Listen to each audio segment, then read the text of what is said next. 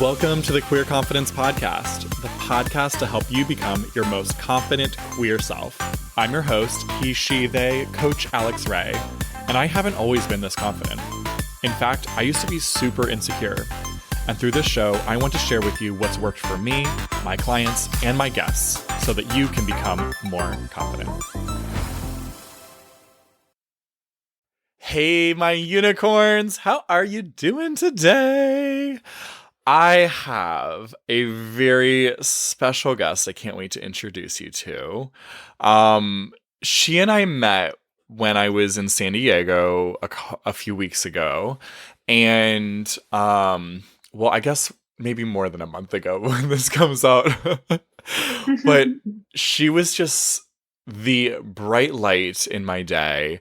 I was walking around, getting to know the area, really looking for where am I looking to move, getting to know the different neighborhoods. And I went into this Kava bar, which is a drink, not Kava Mezza or whatever that thing is called. Different, look it up. Anyway, we sat down at the bar next to each other and started a conversation, and instantly over your sweater. Oh yeah, over my hoodie.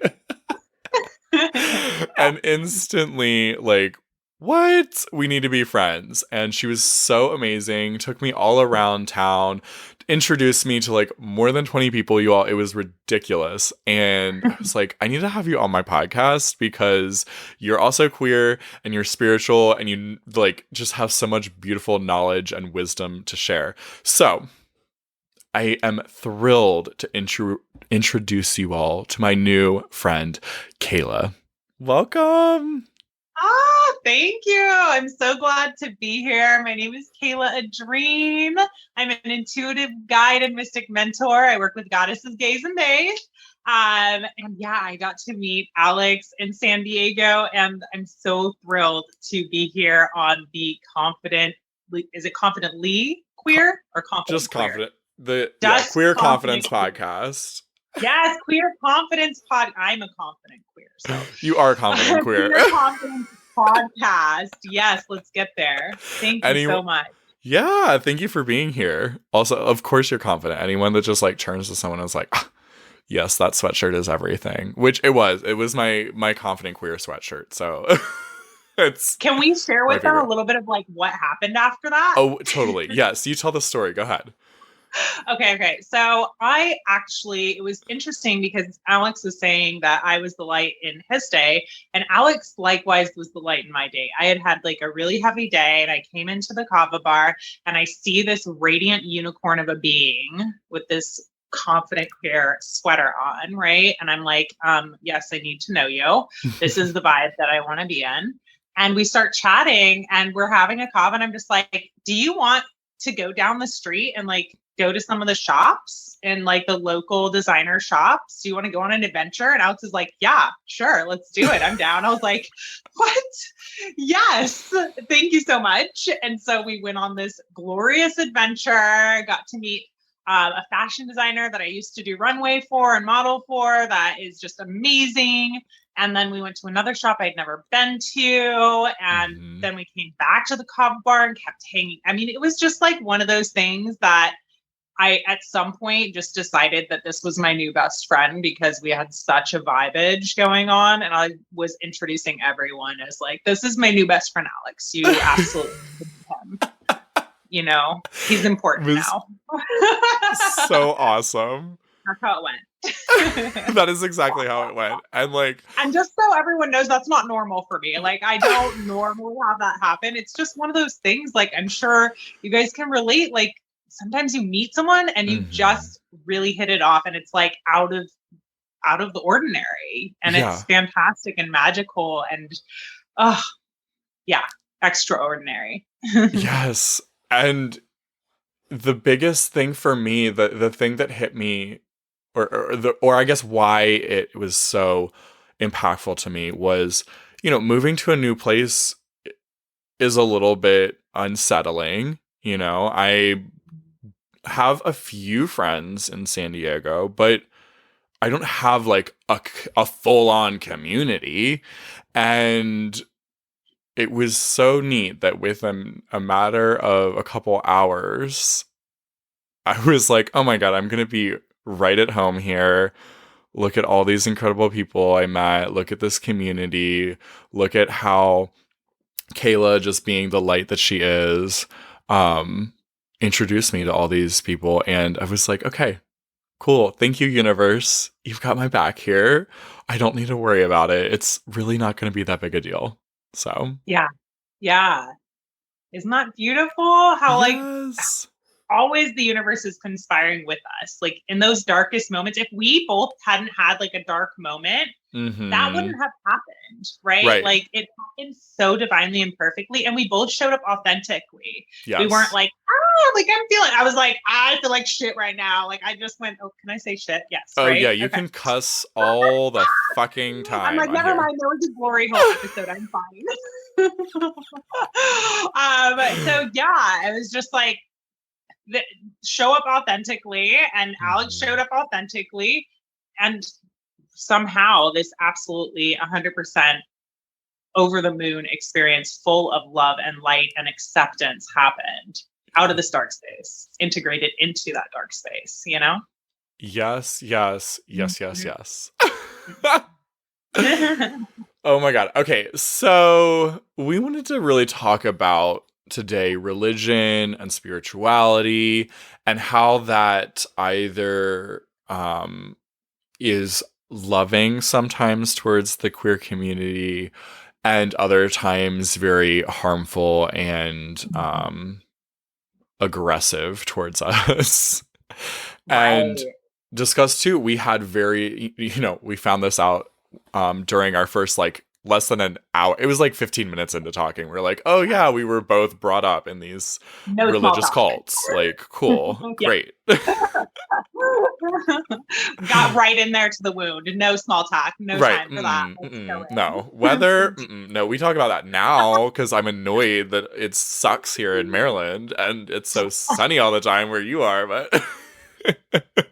Sorry. Right? Well, I'll be there soon enough. It's a lot. No, no, no. Also, I want you to have all of the beautiful weather. I'm not going to take that away from you. Yes. Yes. Yes. But tell our listeners a little bit more about your background with religion, and then like I think it's important for them to know who you are, how you identify as, Mhm. within the realm of spirituality and what that means. Sure. So it's interesting how I identify within the realm of spirituality. So who I am and how I identify. Mm-hmm. We're gonna start there, I guess. Sounds I great. don't. Okay, I don't identify in a box of spirituality. I literally just say I'm spiritual. I don't uh, condone, like not condone. I don't deny or like fully embrace any religion or spiritual practice as completely 100% the way, Mm. just because, they're all practices that have been interfered with by man, by the filters that flow through what goes Mm-hmm. with the human vessel. So I accept bits and pieces of what works for me, and then I Mm-hmm. leave the rest in every single spiritual practice. And that's how I have really come into being. And the great thing is it's always growing. I'm always learning more practices that I can integrate. So I would say maybe if I gave myself a label, I'm like an integrated spiritualist, leaning into the side of a witch. Like if we want to really open the broom closet, I'm pretty freaking witchy. Um, yeah, so that's how I would identify there. What was the I first love half of that. the question, Alex? So now take us through, if you want to give everyone kind of like a little story of how you grew up in Yeah, religion and what brought you to where you are now. yeah. So I grew up, mind you, little preface, I am clairvoyant and also queer and pansexual. And I didn't know those things about myself when I was young. And I was born into the First Baptist Church. So the first religious practice that I remember was going to the Baptist Church, being raised with the Awana Club. Oh my Um, God, I did Awana. You did? I did. It's so weird. It's such a twisted thing because I have like a really good association with that, right? Like Mm-hmm. I think back and look, if I hadn't been queer, like if I was straight, I don't know that I would have had a negative experience. It's very interesting. Yeah. Maybe I would because of how compassionate I am, and I'd like wake up and realize like and see how many queer individuals are being completely devastated. Mm-hmm. Uh, but I remember distinctly this time of coming up from the youth group after like my parents were in the regular sermon, and I came in, and the pastor was shouting about how you would burn to death if you laid with a man or if a woman laid with a woman, that homosexuals go to hell. And Mm-hmm. likewise, that masturbation will send you straight to hell. And just these things that scared the living shit out of me. I mean, I was probably, let's see, I was 7 or 8 years old.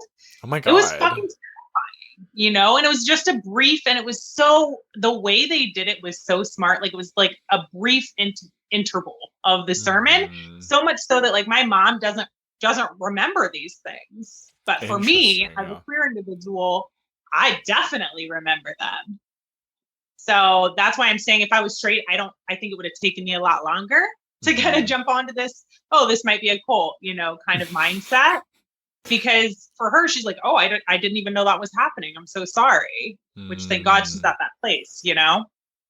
Um, but yeah, so I was raised with that, and then also with my abilities. Anytime that was witchcraft, so anything that was outside of the church's practices were completely shut down. You don't question the church; it is what it is.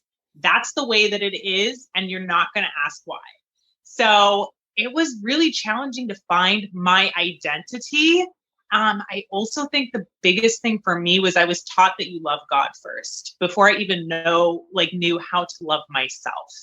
Yeah. So I didn't understand what love was, but I was told to love this being that I didn't understand and that wanted to hurt me Right. infinite. So that was really painful, really challenging. And it took quite some time to get to a place where I was like, you know what? I need to love me first so I understand what love is. And then I can start to understand what maybe loving something outside of me even means. So that's a little mini background, I guess. Oh, I I will love add, I that. also had an exorcism along the way. We've tried many Oh things to, yes. to pray the gay away, y'all. Alex and I talked about it. It did not work. I am in a straight presenting relationship with a wonderful man. I just got married last week, but it doesn't change the fact that like I'm fucking queer. I'm always gonna be this way. I'm queer and I am here. Okay. Yes. Yes. Okay. Multiple things. First of all, I don't know that I'd really put that together until you just said it. That like, yeah, we were always taught like love God first, and not understanding in that religious atmosphere, not understanding that we are God and that self love is also loving God, and not even really understanding love because love was very, I don't know, it was almost like this. You either love him, also, whatever, God's not a man, but anyway, you love him or you're going to be tortured forever. Which is sort of a really fucked up version of love. And there's no choice there. There's punitive punishment, and it's just freaking wild. And I'm realizing now that you said that, like, oh yeah, Mm-hmm. what about the self-love? Even though that's what Jesus preached anyway, was the self-love, like love your neighbor as yourself. But the rest of Christian religion is like, what are you talking about, self-love? No, that's wrong. The messages are all there too, right? Like, Mm-hmm. because who punished Jesus? People punished Jesus for sharing that message. So it's like this Mm-hmm. lesson of like, oh, you're going to be punished and damned forever, eternally, and burn in the fires, and like judgment, fear mongering, all this horrible stuff. Those are not God characteristics. If we really believe God is love, those are Mm. characteristics of human beings and the ego when we haven't integrated our shadows. That's what that is. So Preach. Yeah. And I heard you say the he, and I saw you cringe on the he with the Yeah. God association. And I noticed myself doing that as of recent. And I had this really cool download. I see download meaning like channeling information beyond myself, greater than myself. Mm-hmm. And so what I learned that's really given me peace is when because I have to find compassion. If I can't find compassion for these people, I can't heal, right? Even Yeah. if there's little parts left, I got to heal a little bit more, just like an Mm-hmm. onion. So Yeah. when I heard that, I had this download that told me, okay, this he and him is really what can be related to for me as the divine masculine. It's security and Mm. assertion. So that is the essence of that energy. And I relate with that. And then we Mm-hmm. think of Jesus as being love. This is the Mm. divine feminine, right? This is Mm. the divine feminine of compassion, flow, acceptance. So they're both there. It's just a different way of presenting it. And then we had some unintegrated shadows thrown in there from human egos that wrote these books. And bada bing, bada boom, the soup went Yes. bad. Yeah. I don't know where that came So true. The soup went bad. I have never from. heard that before, but okay. It's so It funny. works. It works. I'm like, okay, who has a funny family member that's on the other side? Because that one came from somewhere beyond myself, and it just had to Oh flow through the my channel tonight. god. That's ridiculous. That's so funny. Okay, I think though, before we move on from this, I Mhm. think you explaining a little more of what a shadow is, what that means for our listeners, because there are lots of I don't know that everyone's on the same page in understanding. Yeah, sure.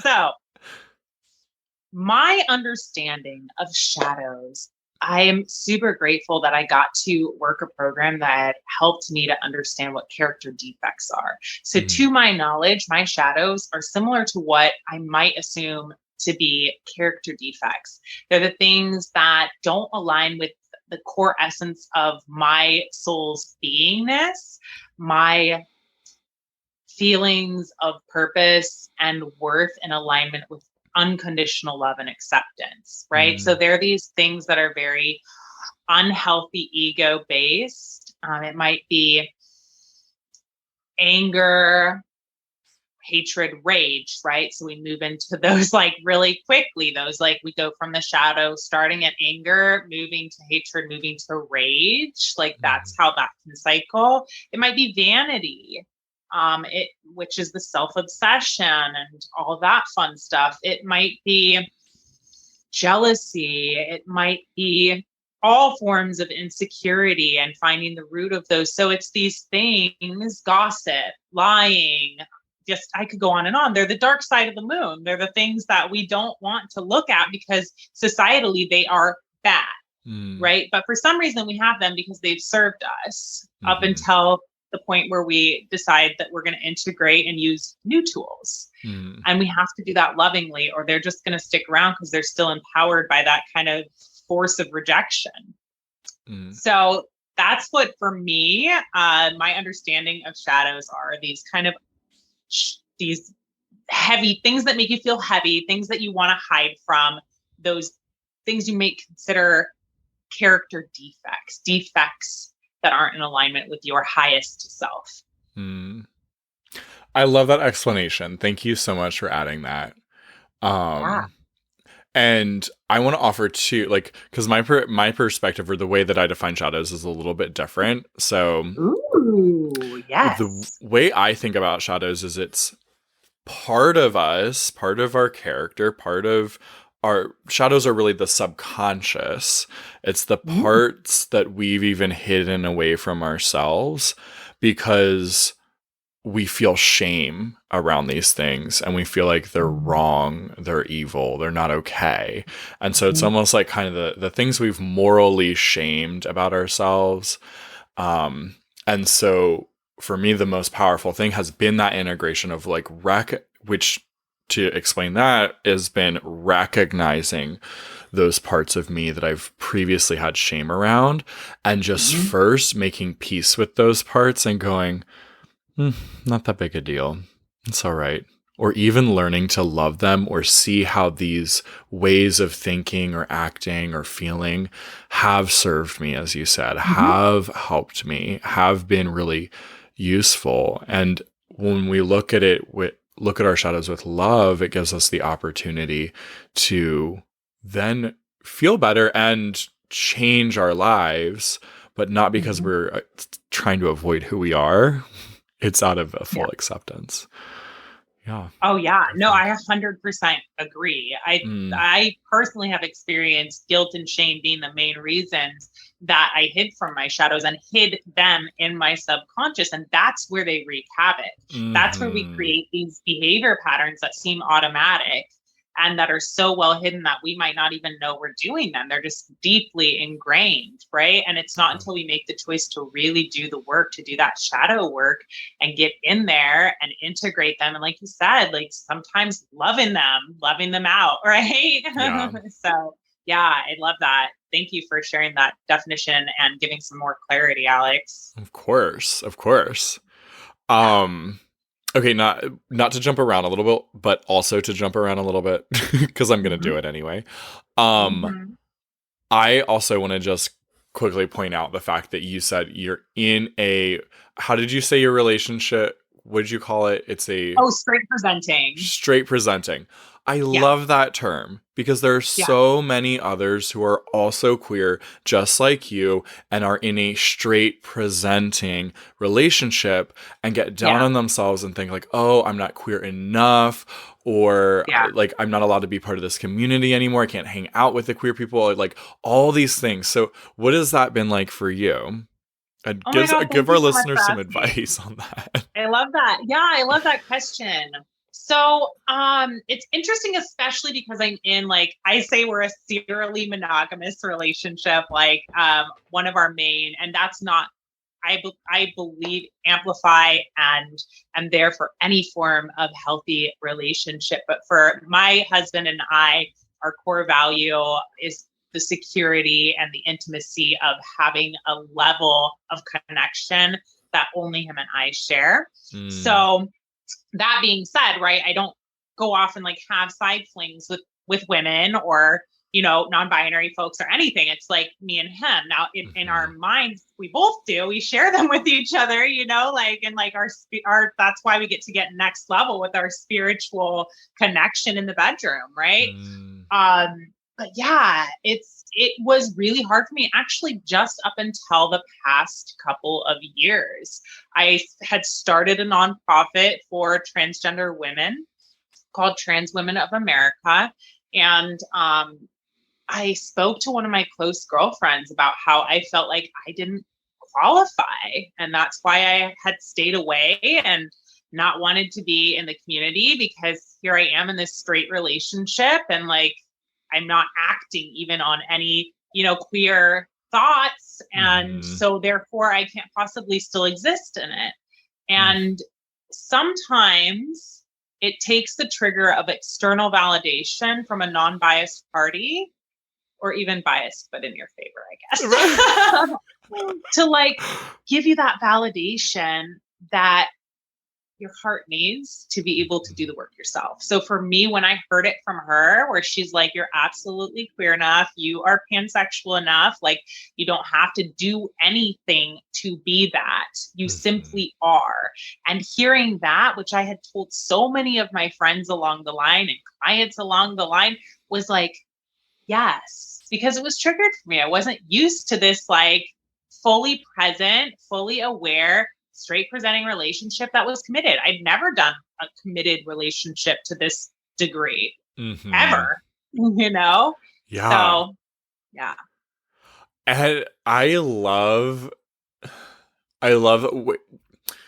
like you and I both are, I don't know what to call it. We're both service providers. We could use that term, but that seems so shallow and crappy. But like we provide services like coaching. You provide um Tell me again, like what actually, what are your services that you provide? Yeah.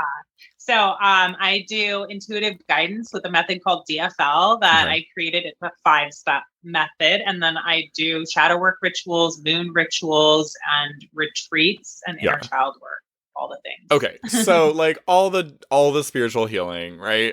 All the Yeah. spiritual guidance. Yeah. And oftentimes we forget that we are allowed to be on the receiving end. We just want to Yeah. provide for other people, and we really do need, if you are a helper listening right now, you also need to be able to experience the other side of that, the feminine side, the receiving of it. Yes, yes, yes, Alex. That is spot on. And I definitely think we both relate, not only because we're in the service industry, because this service that we do is getting people in alignment with their Mm-hmm. true self. Mm-hmm. With you, the confidence, the self acceptance, Mm-hmm. right? And with me, the empowerment, the like inspiration and magic. So, like, both of them are that like magical essence, the Yeah. necessity of really feeling fulfilled and purposeful in this human experience, the foundation for it. Yeah. Yeah. So good. So good. Okay, so back to religion. back to back to spiritual practices. Like what is it, what has your experience been with various types of spirituality and that contrasting or Mhm. whatever with being queer? I'm at a loss for words right now. I Contrasting get is it. the right It's word, I fine. I think. hear your mind. It's all good. Yeah, I yeah. hear your like. I feel you. It's like the actual interpretation for my clairvoyancy. Um. Hmm. So for me and my religious practice, how that affected my queerness, you're saying, or how that affected my ability to be confidently queer? Yeah, yeah. Hmm. Okay. So I would say there was always this lingering fear in the back of my mind, even when I made the decision to stop going to the church. Mm-hmm. I tried to drown that fear with alcohol for a long time and Mm. pills and whatever I could, because that's what I thought would work. Right. And it did to an extent. It was a tool I used. And I went into pretty gnarly depth with my alcoholism. I came to find out that's what I have. Um, but yeah, it was something that just was always there, this burning fear. And I was looking for someone to kind of give me permission. Like I said, that it was okay. And that I wasn't in a place to give that to myself yet. Mm-hmm. So for me, just the impacts of feeling other people. And it's really just this collective norm because still, the religions like Christianity and Catholicism are some of the main religions. And I'm not 100% sure on Hindu, but I know there's a little more intricacies there. But I know with the Catholicism and Christianity, they're pretty much ruling the world. They're still like the main religions, right? And they're Mm-hmm. heavily anti-Christian with few exceptions. And even those exceptions, here's the kicker, are like all sins are equal. Oh, you're queer, you're gay, that's okay. I lusted for someone else's spouse or I've stolen something in the past. Like it's just sins. So like literally my existence is a sin. That's what it comes down to, is me just existing as my authentic self is not okay, is frowned upon by this almighty Lord. Like, Mm-hmm. how intimidating, right? Yeah. So very impactful on a collective level. And I had explained to Alex, should I share my story now about Go for it. the okay. Before I got with my amazing, perfect, incredible husband, I was in my first official lesbian relationship that I was sober for. Like I said, I had the disease of alcoholism. I have it. It's active always, but I'm just not drinking and haven't for a while. So I was sober finally and present. It wasn't like just messing around. And I got to be in this relationship with a woman. And it was a new and profound experience. And I remember very clearly this time that we were at Olive Garden in an area that's more conservative here in San Diego. And we're sitting outside waiting for our table. And mind you, I'd had experiences before with women, obviously, and been out, but I was always loaded. So I didn't feel any of the things of any of the Mm. collective religious influence. So this time I'm sitting out there and there was an older couple sitting across from us and we were holding hands. So they already knew like we were together. And the energy, and I'm empathic, clairvoyant, clairgustant, clairsentient. So I'm feeling all of their energy. I see it and I feel it. And she leans over and whispers into her husband, and then he makes this like disgusting face. Mm. And my girlfriend at the time leans over to try and kiss me, and I could not kiss her. I like only let her kiss me on the cheek. Mm-hmm. And so even though I had broken away from the church, I'd started to tune back into my spirituality and get really in tune with my abilities. Even though I had done so much work, I hadn't even like addressed how much that was still influencing me. So Mm. yeah, that's kind of in a nutshell. Yeah.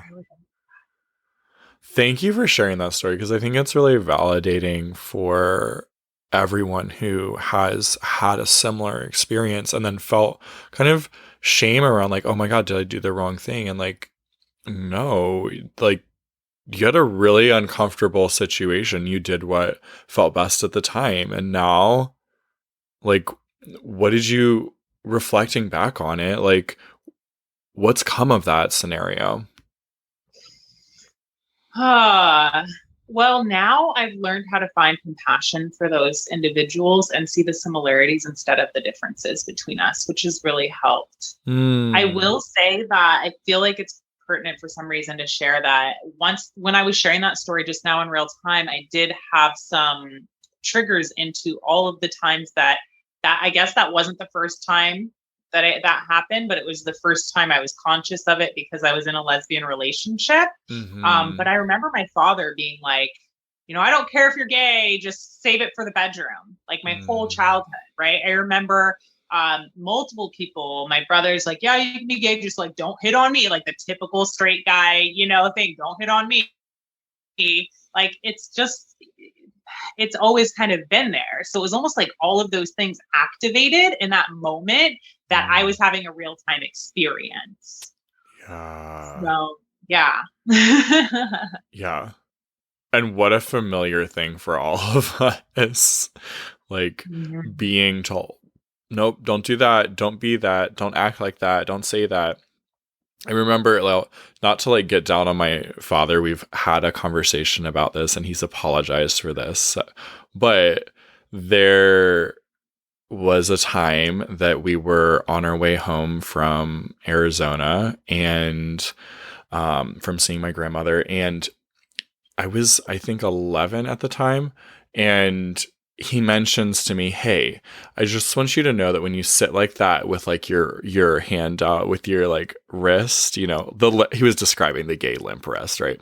And he's like, well, Mhm. it looks really gay. And I just wanted to let you know because I would want to know if, I was doing something like that. And I remember feeling just so much Mhm. shame around like, oh my God, this is something wrong with me. Even like how I hold, like how I carry my body is wrong. And it's also a giveaway. And now Mhm. I could be in danger. Because by then I had realized that I was attracted to boys and was like, I don't understand what's going on. Hopefully it'll change, right? Yeah. Yeah. Ooh.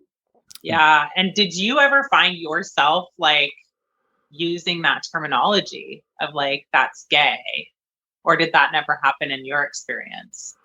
I'm trying to remember. I think like when kids in high school and stuff would use that as like a slur and call things gay, I I probably did use it a few times to fit in, Yeah. but I do remember avoiding it several times because I felt so uncomfortable around it because I realized like I was or am. Yeah. Yeah. Wow. Yeah, I definitely used it the same way to fit in. Yeah. hid behind it, I think, a lot. And I'm not proud of this, but it's my truth. It wasn't until my first Pride 2017 here in San Diego that I really realized and made peace with that and was like, I used this term for a really long time to hurt people in my community and to hurt myself. It was derogatory and it was mean, and I can take it lightly some days, but at the core of it, it hurt, man. Like, it just did. So that's something that definitely was also a ripple effect again of the collective influence of what's okay and what's not, and just being. I would say too, I want to add like another thing that does bring me peace. And this one is like more advanced, right? This is like after I've done healing work, because we don't want to bypass all of the gnarly stuff. But I see now my ability to be out and be queer is an opportunity and a gift, because it's not, unfortunately, we're not there yet with the whole world. It's not like that. It doesn't make it any more okay for the things that are not completely accepting, that are trauma causing, harmful, and just icky. And definitely not beautiful, which everything I like to be beautiful.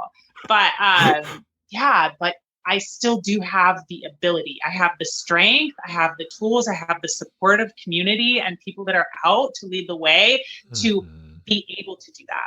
Where there are countries that's not even the case yet. So our work's not done. That's why it's so important to celebrate Pride. If you have Pride near you and you're a queer individual, like, please celebrate. And whatever way that looks like for you, you don't have to be out loud, but just showing up and being there and being an ally even is so important. Yes, absolutely. So true. So true.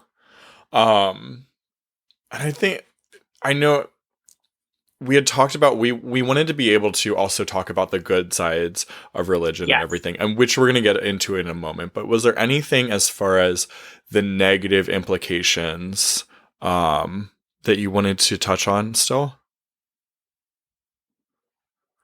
I will touch really lightly on this one.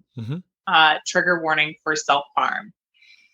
So I think that, or I know, I don't think, that my lack of self-acceptance and inability to find authentic self-love and confidence led to me going so far as to self-harm and try to take my own life on multiple occasions. And I know I'm not alone in that. I remember specifically one time when I was cutting in a rehab when I was 18 years old, I decided to do a cross on my ankle. Because I thought that was the right thing. And I'm just going to say, like, I'm pretty sure I do still love Jesus. I take me some Jesus, like you said, that the energy and the message of Jesus, I'm about that. I take that from my Baptist upbringing.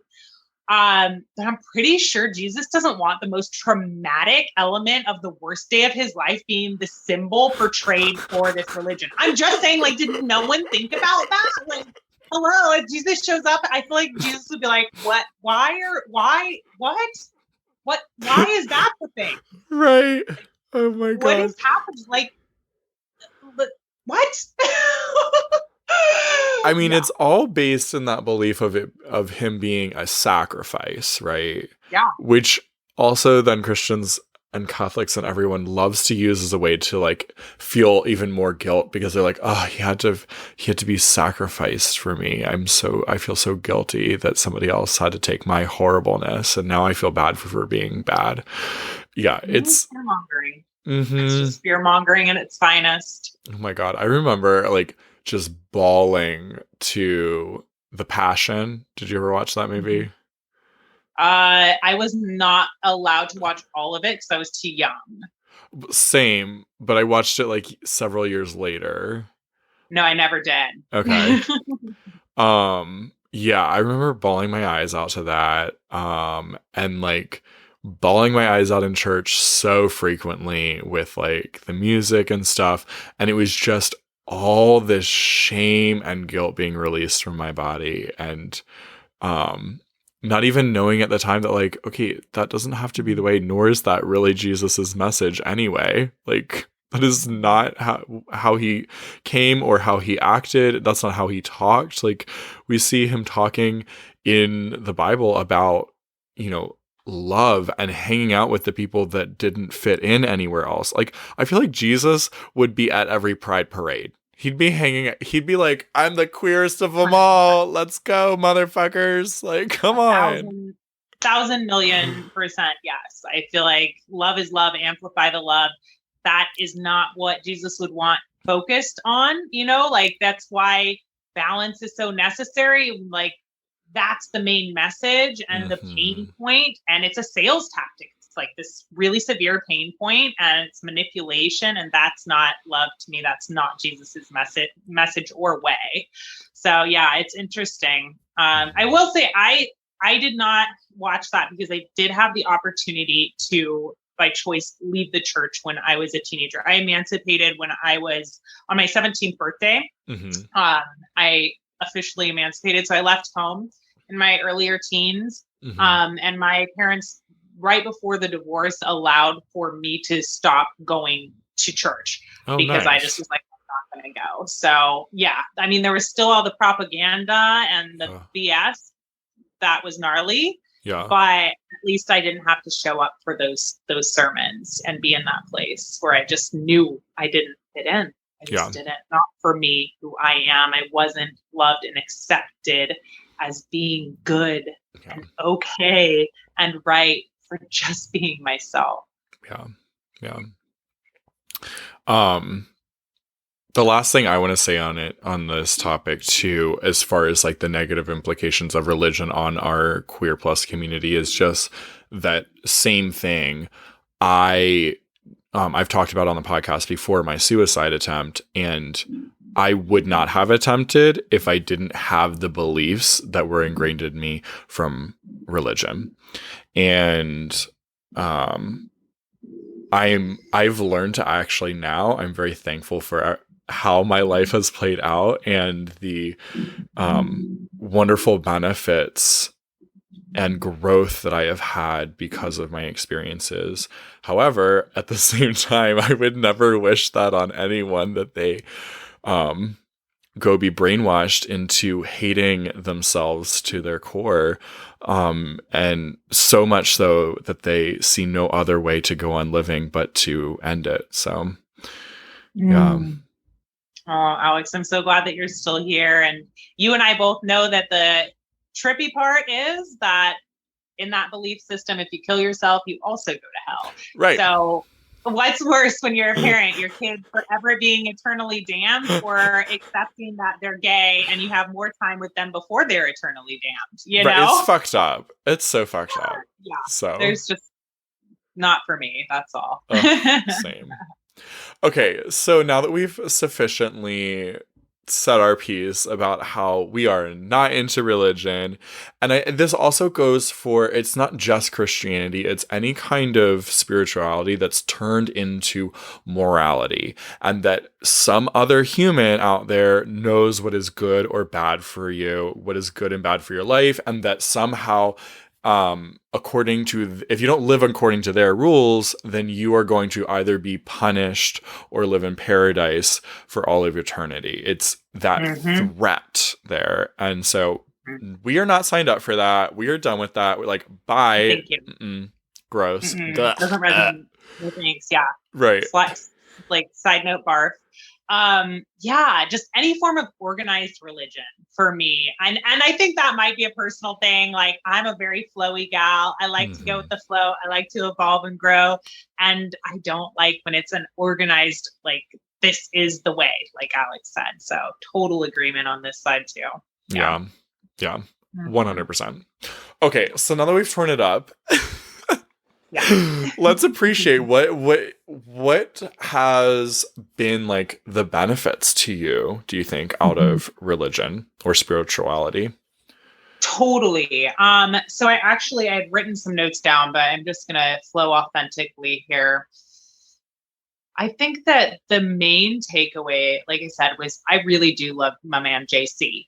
You know, I feel like JC may not have even identified as a man, but we're going to go with that for right now because unfortunately not here in real time to let me know what their pronouns are. So him Right. for now.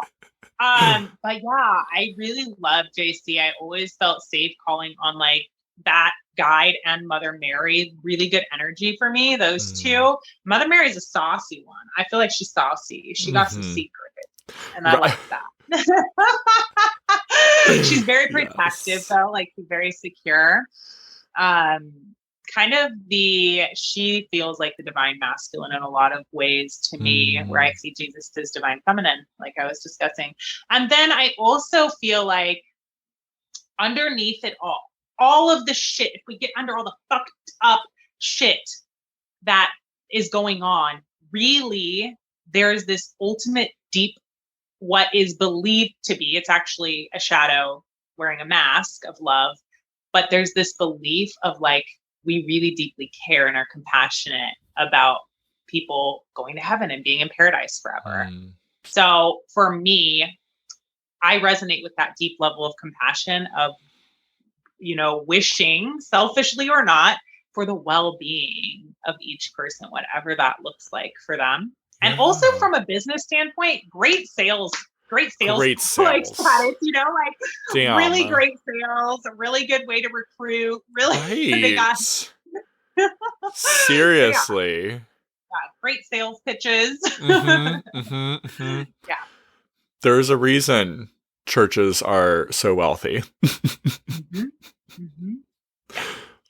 Totally. And yet, what else stands out to you as like I don't know, something you're like grateful for? I'm grateful that I learned the importance of community. To me, community is really, really important. I think that's a lot of the draw of why people go into an organized religion, is to have some form of community. There's that also just sense. I learned that it's a value for me to have security. It's a value for me to feel that sense of connection and importance. It really gives you, if you want to be honest, there's an ego-based part to being, mainstream religion, right? It gave you a sense of importance. You get to literally save people. You know what I mean? Like, right. You're right. It is like, oh my God, that appeals so much to, like we talked about, it being kind of helpers, healers, whatever. It so appeals to the shadow side of that desire to like reinforce this sense of self-righteousness, sense of being good or right or worthy or enough or valuable. We get to be like in the savior role and feel very important. Either the saint or the savior. And honestly, like that's why I say I do healing work. I offer a healing service. I offer a therapeutic service, but I am not a healer, right? Like I am the vessel for which you can activate your power to heal yourself every single time. Because any and everything I can do, you can do. Yes, I'm clairvoyant, super tuned in with a lot of different abilities. Doesn't mean you can't do that. It's just a muscle that you grow. You absolutely have everything in there. You just unlock it with someone you feel safe, or not with someone if you don't need someone. Maybe you don't, But yeah, so that's why I'm just a vessel. I'm not the healer. You are. Love that. Yes. Yeah. Yes. And no medicine actually heals. It just assists our, like, if we're talking like actual medicine, it just is healing, it is not healing. It's assisting our body in healing itself. So that is always true, whether we're talking about our physical bodies or our spiritual selves. It's, I love that. That's a whole nother podcast, Alex. A whole nother one. Oh my God. I think for me, very similar, like I agree with those. I really, really see those. And I think the other thing for me was, I do appreciate being brought up with a framework of spirituality, of knowing from a very young age that there was another realm besides the physical realm. and knowing that life is not over when we pass away. I really appreciate those lessons. And the sense of community, like you said, I think that was a really big one for me as well. And from a very young age, like it's funny. My mom said this to me not that long ago, maybe like sometime last year, about how she this is her words, right? Her framework, but she said she never doubted my salvation because I was always so tuned in since I was a little kid and so connected with God. And until recently, I mean, like very, very, very recently, like within the last month recently, had been Okay. thinking about I have all this anger built up against Jesus and God because of what I learned through Christianity. But that's just a human's framework that I don't agree with. So that connection that was so calming to me so many times throughout my life, what about that calming sensation? Like I was praying to something. I was praying and connecting to Mhm. some spiritual force. So what if I just went back to that and now get to redefine it and understand it through my own lens instead of thinking of them as these punitive God that I learned about through Christianity. So Mhm. I've given myself that permission, and then had some really interesting.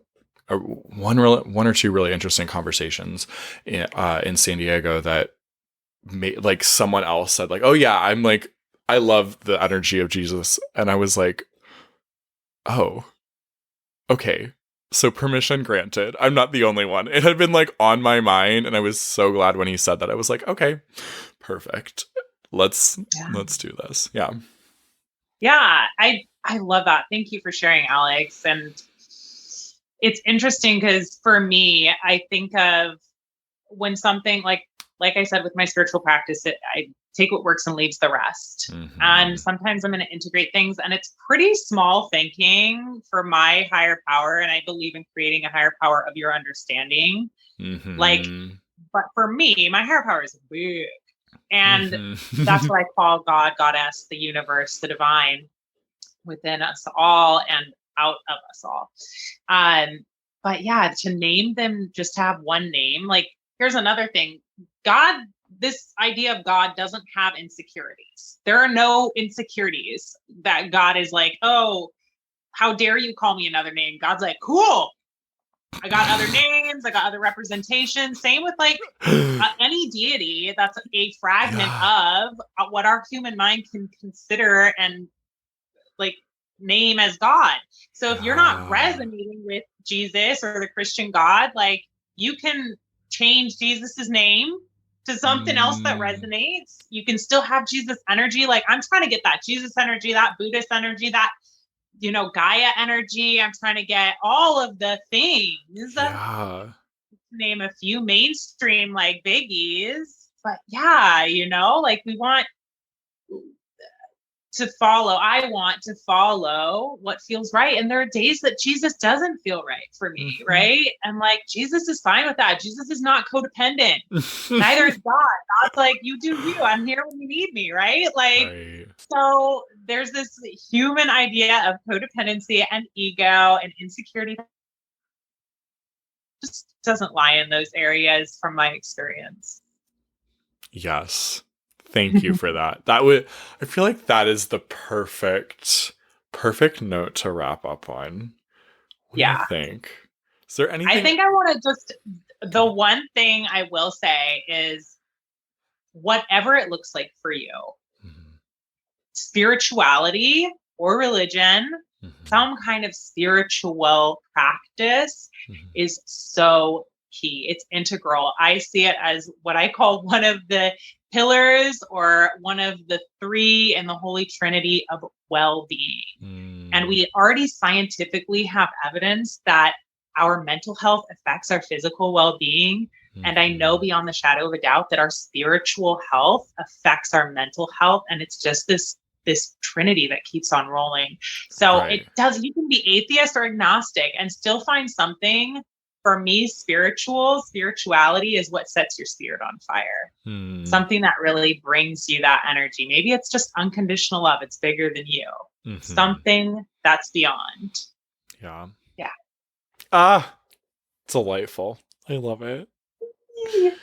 Any And other Alex, any other things before I like we need to hear all of where we can find you and everything, but before we do that, any other like final like word of wisdom you want to offer?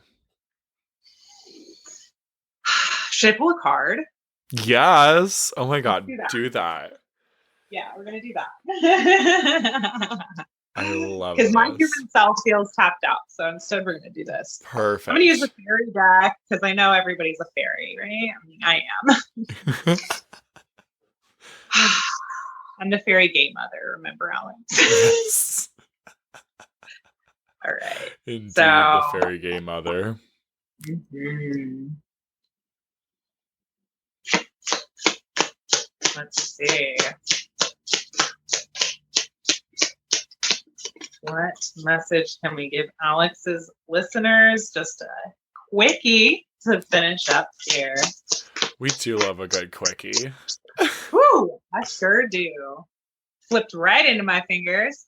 All right. All right. Ooh, so it's saying that we have the energy of many things happening at once. When it comes to, especially when you break free from a box that doesn't fit in Mm. any spiritual or religious practice, all of a sudden there's all these different options. You're in this world. I saw it the other day when I was driving back from our Airbnb in Joshua Tree. I was like, okay, there's a lane over there full of traffic with like a cop weaving. And I was like, that's what Christianity feels like. It's safe, it's secure, it's like very like a lot, right? In like Mm-hmm. a condensed area, right? So it's condensed, safe, secure, slow moving, and restricted. And I was on the other Ah. side of the freeway, right? And I love the universe and like Goddess speaks to me in a way that is so good for me with the symbolism.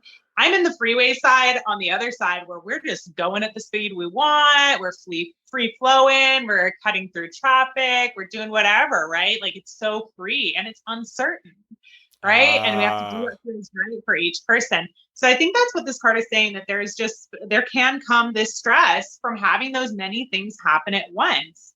And Mm. we learn to multitask. We learn what feels successful for us. We learn how to handle any sudden events or any changes that we'd like to make. And we find a way to make it fun. We find a way to make it resonate and hit home. I love it. What a great message. Yeah. Oh, that was so perfect. So perfect. I feel that one deeply, for sure. Yay, me too. Yeah. Mm. Thank you. All right, Miss Kayla, tell us all about where our listeners can find you. How can they work with you? Oh my gosh, please come find me on Instagram. I'm on Instagram at Designs for Loving. So designs plural for loving. And our theme is love yourself, love life, and find love. So that's where that comes from. And also, again, and it's an energy that anyone can resonate with, regardless of your background. Love is a great higher power to go with and start with.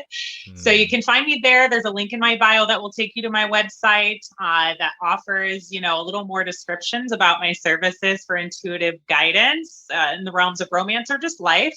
And then I also, after getting through doing intuitive guidance, I have to get to know you. We have to have an intimate bond because rituals and ceremonies are pretty intense. But I do offer shadow work rituals. I do moon ceremonies and also retreats. So my retreat Instagram, we just had our first one back in November. The next one's coming up this summer, Oh and my that's for god. desert retreats. I know. I'm going to have a gay men's one. Not this one. This Ooh. one's going to be a women's coming up. And then after that's going to be a men's Okay. sometime in like next winter. Yeah, Okay. it's going to be hot. And then, yeah, I'm going to start. This is brand new, hot off the press. It just launched. Uh, we are going to do a online collective intuitive guidance. It's an affordable option. So it's $44, 44.44, and you get the opportunity to do weekly intuitive guidance sessions where you can build community because you have multiple people on there. You're going to have a full session with me. I'm going to be there in person, and it's going to be pure magic. So, oh my God. I love it. All right. We will get all of that linked up in the show notes for you all. So like go down there, go to the show notes so you can follow Kayla and hire her and work with her and get this amazing guidance and start working on integrating your shadow more. It's going to be phenomenal. All right. Anything else, my friend? I think that's it. Thank you so much for having me on today. Thank you, listeners, for listening. I look forward to connecting with each and every one of you. Should you feel called, as always, I'm not for everyone, and that's totally okay. So thank you, Alex, for having me in this divine place. And so I will be posting a picture. I did a crystal grid for us and candles. So I'll post that on my page so that you guys can see some of the goodies we used today for the podcast. Love it. All right. So y'all go check her out and just enjoy soaking in the Kayla vibes. It's great in her realm. So yeah. All right, my unicorns. I will see you next week. Bye. Bye. If you enjoyed this episode, don't keep it to yourself. Share it with a friend so they too can become more confident. You can also help more people find the show by leaving a 5-star review wherever you listen. And if you want to become a more confident queer with support from yours truly, head to coachalexray.com or use the link down in the show notes. I'm looking forward to working with you.